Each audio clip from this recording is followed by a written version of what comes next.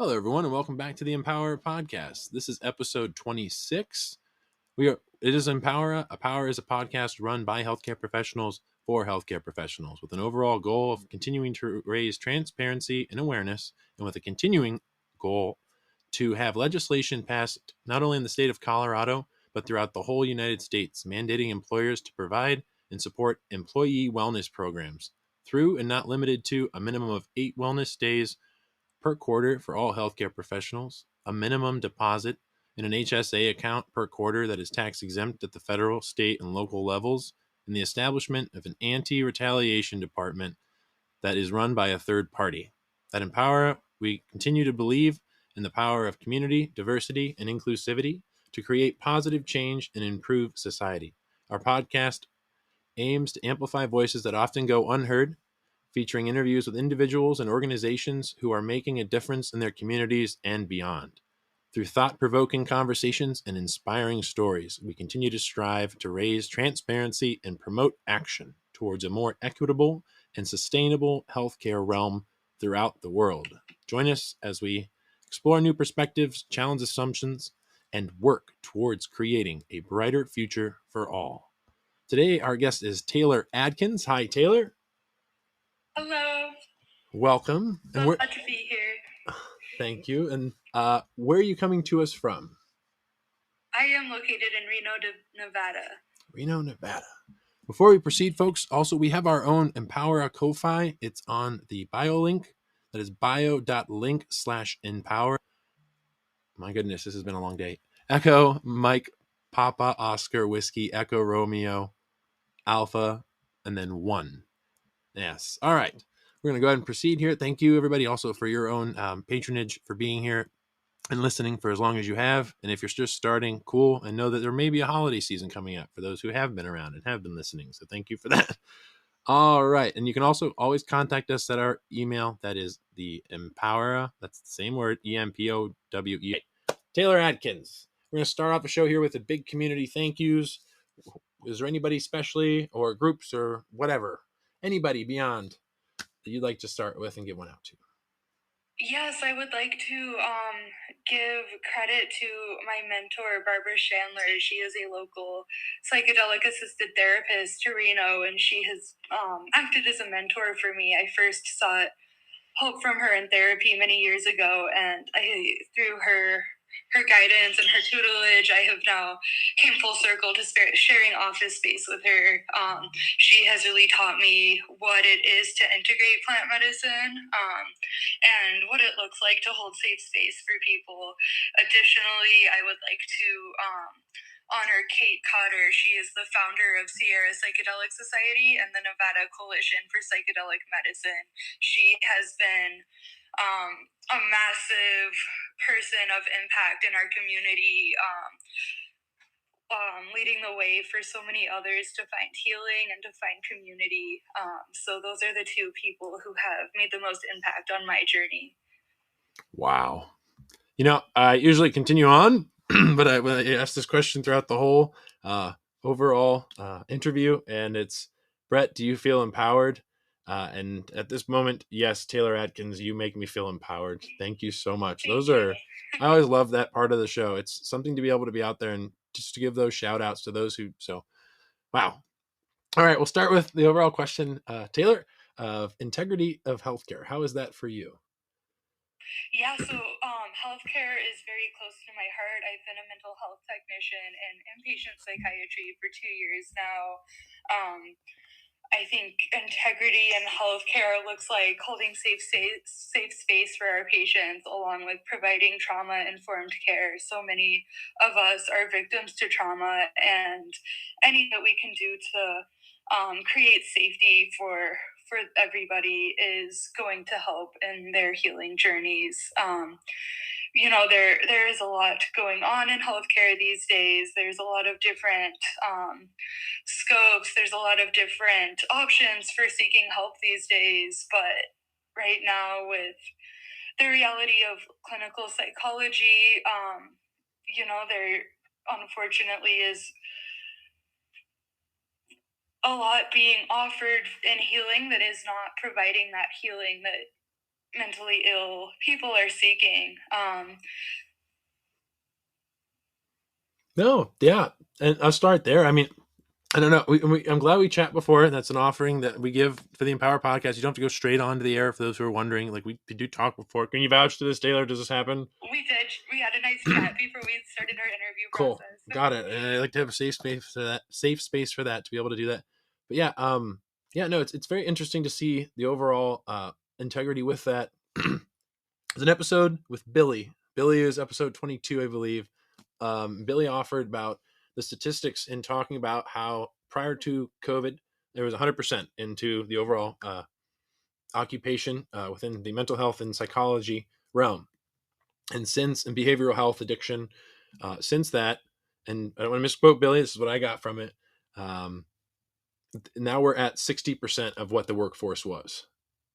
And burnout, and one of the great quotes, and it was one that her name was Katie Reed, and Katie Reed has her own history. I believe she had mental illness that she worked through, and I believe she went through and pumped herself through school, and she put out this quote, and I always am glad to see these. I even saw one that was, I'm interrupting here a little bit, but like when I was in nursing school, it was my mental health rotation. His name was Dr. Freeze, and Frieze or Se. I believe it's Se. But either way, also had schizophrenia. Ended up using when he was admitted, used the people he was in there with as patients as the ones who wrote his actual recommendation letters for medical school. Then he went through, graduated, and went back, and now he tours the world. But to see that overall distinction and not giving, and there was a quote by Katie, was, it's better to give somebody, it's not the best of you instead of what's left of you. Yeah. Yeah, that story rings very true for me. I also suffered my own mental health disorders before finding healing and then being able to hold space in others' healing. I attempted suicide 10 years ago this month. And when I did that when I was 14, I was hospitalized. I was put on pharmaceuticals. I was put on mood stabilizers and antidepressants. And the side effects made my condition so much worse. I didn't seek true healing till I discovered plant medicine as an adult. And I made so many transformations in my life, and I was called to go work in a psychiatric hospital and hold space for people that were going through what past versions of myself went through. And because of those experiences, it prepared me to hold better space and have a deeper understanding of what it's like going through those processes. Wow. All right. My screen just closed. That was a hell of a share. I'm trying to make sure this whole, and I'm just flustered because that is one of the most authentic shares I think I've ever had on this podcast. And to be able to talk about not only a provider providing their own experience, and that's, I mean, I've heard it from a patient before. You don't know what it's like, and they're right. You know what? I know what it's like in a book. I know what I've been taught. I know the overall statistics that I've had narrowed down to whatever it is that it is. But there are those members of the community that can offer their own that a practitioner can't. And it's that way in that overall distinction of being able to integrate Health Medicine Act of Colorado. And there's a link on the bio link if I got the name wrong because it's so long. They could make it easier. I might have to make an acronym now that I'm thinking about this. But still, of the overall integrations of that and the statistics that are coming out now. When I actually, and that's, if I can disclose this, I met you at the Psychedelic Science Conference in Denver. We were both attending it. Thankfully, I was there on scholarship. I was thankful for that and the overall ability to have that opportunity to run into you and to be able to connect with you and to share experience with that. And now here we are. I'm so glad that we've been able to create this and what can continue to come out of it. Seriously. And to see the overall ability of those who are professionals that do want to step up and do want to talk about the abilities of these things that have been cast out potentially that could be integrated into society. Instead of having, we could have more preventative. I see this as more of a preventative side than overall remediation. And I'm just, I can only imagine within the mental health and wellness area, it is. I think it can be a, what is that? They call it within, I know I'm quoting like Harry Potter and whatnot. It's a bag of holding. And if you watch Mary Poppins, you've seen it too. It can be a literal spot to just keep putting funds in funds. I'm going to just throw this in there because we were talking about it too, is today for the first time I saw a dare car in front of me. It was a Camaro, which is, I believe, a $40,000 or $50,000 car, depending on the year. I think it was a earlier model, like when the Transformers movies came out. But it was decked out. It had the lion on the back side, and I haven't seen that in a while. I'd be curious what they're talking about now. I'd love, Right. as a practitioner, to sit in the room to hear that, to be able to integrate that into society, to see what the government is really saying through their workers to do this. And I think that'd be a good blending that could really help generate. I mean, in other parts of the world, there are, and I know it's a drug still in my mind, is alcohol, and they're allowed, and the youth are able to go out at certain times, and there's actual people on patrol because they're not dealing with people with a speeding ticket or this or that. They can handle that because of technology. They're wanting to integrate, and there's a whole nother conversation in about that. But I'm saying the overall ability to see I don't want to say it is the fall, because it's not the fall. If it is, it's literally a new beginning to see what doesn't work. And it could even be integrated at, I'm not here to give an age, folks. I'm not. But I'm saying it could at least be talked about and be seen from other areas in other countries where you could see other results that are occurring and what can happen. When we're looking at the reality of 13, even younger kids than that, I see 10-year-olds at work who are being put on antidepressants, and the risk for antidepressants are so severe. They're on. Okay, when I was 16, yeah. I developed Stevens-Johnson syndrome because I got lesions. I broke out in lesions all over my skin as an effect from a mood stabilizer that was supposed to help my mental health. That made it so much worse.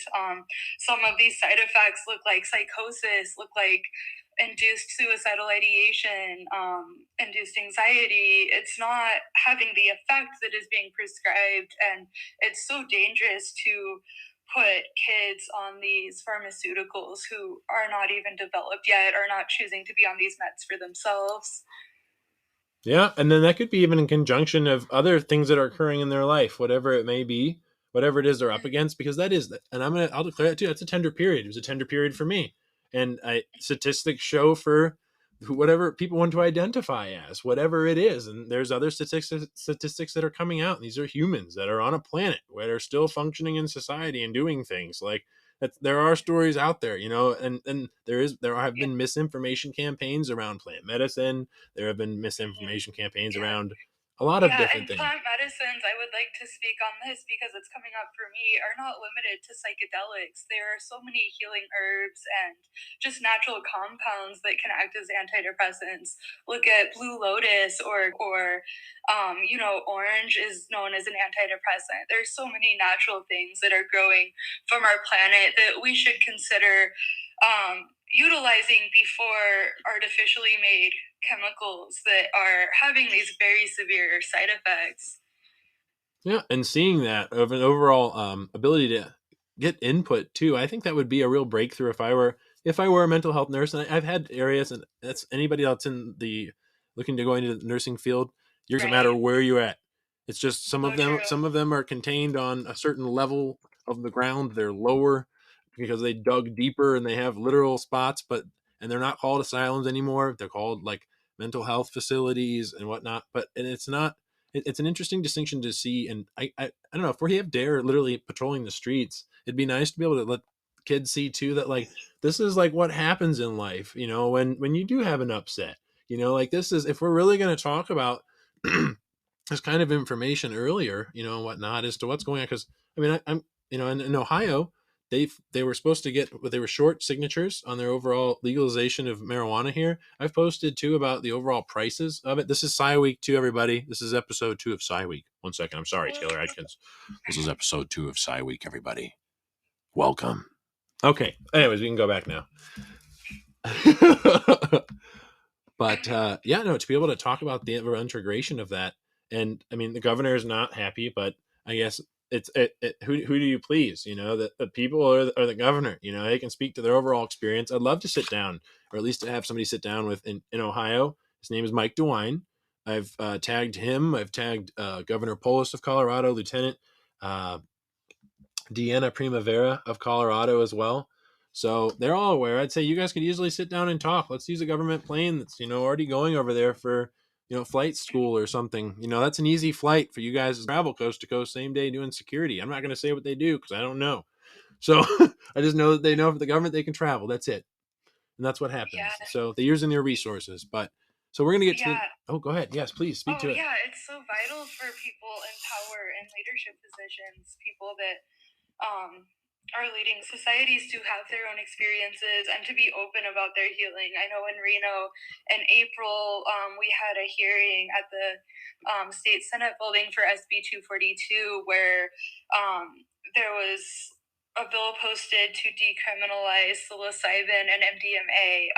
The dialogue ended up changing for it to be decriminalized for research purposes, and that's ended up what was passed. However, for our initial hearing, we had overwhelming support by our senators and by the government in our state. We had a hearing plus a room in Vegas, plus hundreds of people watching online. And there were several senators who showed up and spoke about their own healing journeys with psychedelics, including ketamine treatments. And that was so powerful.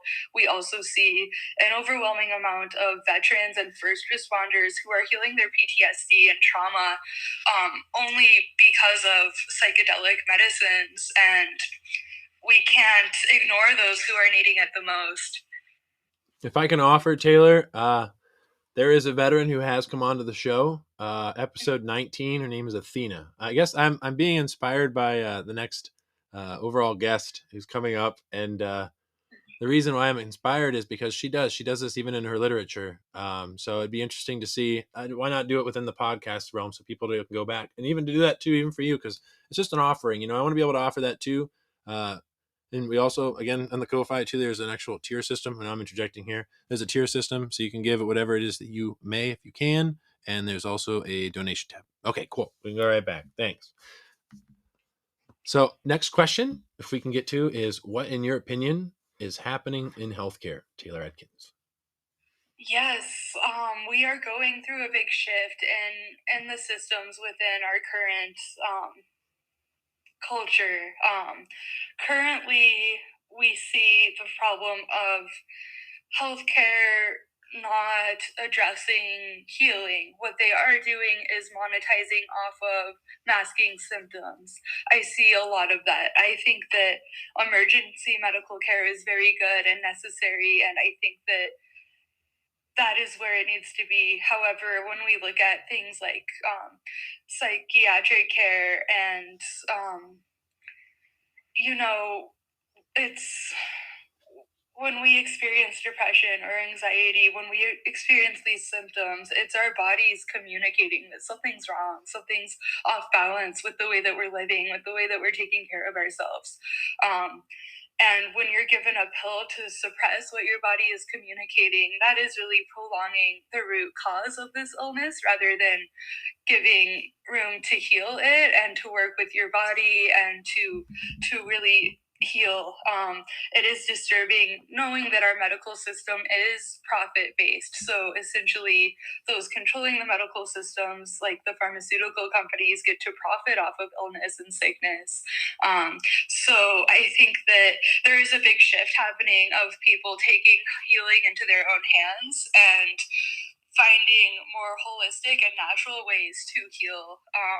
Sometimes that's alongside the medical system, and sometimes that's totally breaking out of the system and doing it on your own, finding whether that might be underground practitioners or a holistic counselor or a holistic physician. There are other options out there than what the medical system is offering.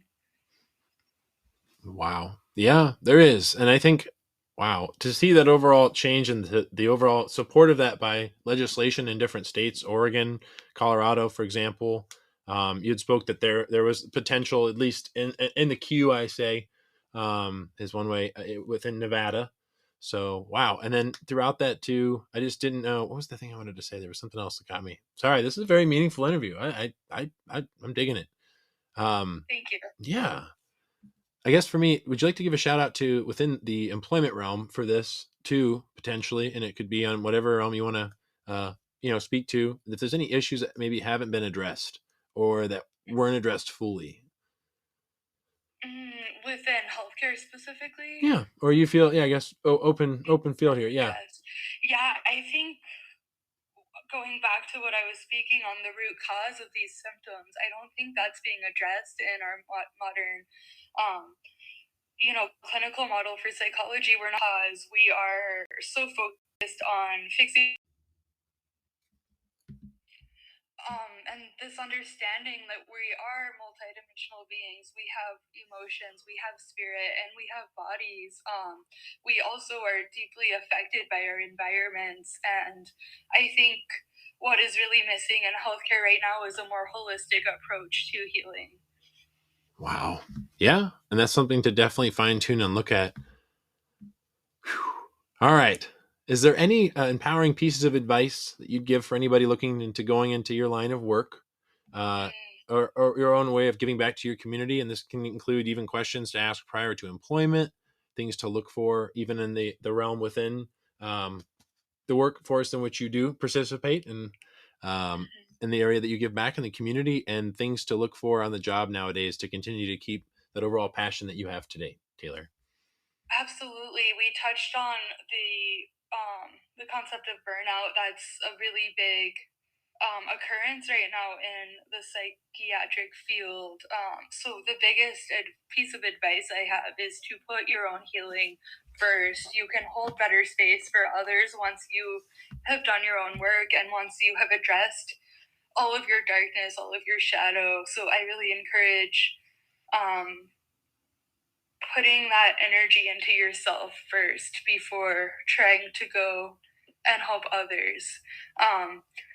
I work on many sides of the system. I so far spoke about my role as an MHT. However, I also am the director of Sierra Psychedelic Society, and I also have a private integrative coaching business where I work one-on-one with clients. So I think it is important to know that our system is not the only option for work. You can take things into your own hands if you have the right training, if you have the right resources. You can learn how to act as a coach or give integrative support. I definitely encourage having strong community support. With Sierra Psychedelics Society, we offer multiple integration circles every week, and these circles provide safe space for anyone in the community to come and talk openly about their healing experiences. What are you doing to heal? What is working for you? What hasn't been working? And we get together in circle and we reflect as a community. We sit and we listen to each other and we share resources. And I think that one thing that is really lacking right now is connection with our culture, with our civilization. I think we are so disconnected. We're told how different we are, how separate we are, when really so much deeper healing can happen when we can witness each other in community, when we can learn to respect our differences and still work together. Yeah, I think, and this is a bold statement here, but I've just really, I guess, put it together is we have this great connection when it comes to community on money and on Yeah. war. Somehow they can agree that they want to beat up on each other. They can agree that they want to have discontent and conflict, and they can also agree that they need this thing called money. That's a good two conversations that they can definitely have, and I don't think they even have to really see each other to have them. You know, but it's interesting to That's see that definitely equation, and you look at everything else that you could create community with, and I hope it's more than just those two. I really do. I see it more as more of those two. I see there's other me too. possibilities out there. Like, Yeah, definitely. And yeah, one thing too that is coming up for me to give one more answer to the question you previously asked is um, learning to be the love that you have been lacking. So many of us are still wounded from our childhood, from not giving the love. That one way to mend that is to be that love that you have been lacking in the past. wow. And then I guess this is we can guess conclusion. Is there anything else you'd like to add? I would like to add a quick shout out for Global Psychedelic Society. Anywhere you are in the world or in the country, you can check out Global Psychedelic Society's website. We can link it down below if Brett doesn't mind. Yeah, good. Send And it my there's way. a Sure. map on it, so you can find local community. You can find people who are like minded. You don't need to actively be using psychedelics. You can go out of pure curiosity, or you can go to learn something. You can go to seek community and support. They're all over the world. Communities are hosting integration circles. When I met you, you showed me the map, and it blew my mind as to how many there are and how available they are. And they're not just in the United States; they're in Europe. Community. We have a starter kit, so you can create your own. Wow, there you go. And and are there any limits to where they can integrate them? No limits. No, we even have some that exist in the Middle East and everywhere. And they're not there to prescribe or to distribute in any way, shape. Sourcing medicine, it's simply about talking about the experiences that non-ordinary states of consciousness can inspire. You don't need a psychedelic to have a expanded consciousness experience or to have a breakthrough or to explore your subconscious. There's natural modes for getting to that elevated state, such as breath work, such as meditation, such as sound healing. So I do want to mention that plant medicines or psychedelics are not the only option to get there. Wow. Yep. It's exist on this planet. Yes, and we have an awkward relationship with them. I know that. That's what I could add if we had to do a quick session here. That's one question I would, or something I would present. Yeah, does anybody else think that? Yeah, okay. Yeah. Totally. So I guess for the end of the show here, if there's any, do you wanted to add our empowering quotes to really bring us back? Is that possible? Yeah, I will add one of my favorite quotes by Rumi. You are not a drop in the ocean. You are the entire ocean in a drop. And to me, that really speaks to the of as above, so below, as within, so without. We are all reflections of the universe. We are all reflections of each other. The entire cosmos or the entire ocean is contained within us, and we have access to it all. Wow. Thank you for that, Taylor Atkins. And well, yes, we'll definitely leave a drop down below with her information for those to check out. All right, everybody, this has been episode 26 of the Empower Podcast, Psy Week, episode 2. Thanks for being here. All right. Thank you, Taylor. Bye for now. Thanks so much, Brett. It was a joy to be on here today. Enjoy as well. Thank you. Thank you.